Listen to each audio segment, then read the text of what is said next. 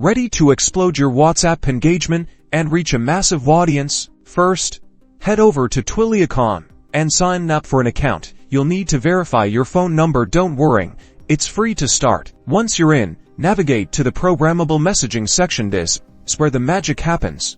Next, you'll need a Twilio WhatsApp number. Request one directly from the Twilio console.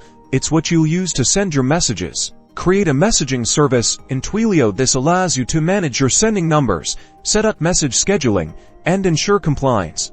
Craft a compelling WhatsApp message template. Remember, WhatsApp requires pre-approved templates, so make sure yours are clear, concise, and valuable to your audience. Prepare your recipient list in a spreadsheet or CSV file. Make sure to include the country code with each phone number for successful delivery. Now, here's where it gets a bit technical. You'll need to use a programming language like Python or Node along with the Twilio API to loop through your list and send the messages. Don't worry, there are plenty of examples and tutorials on Twilio's website to help you out. Finally, track your results in the Twilio console. Monitor delivery rates, engagement, and optimize your campaigns for even better performance. Now you are all set.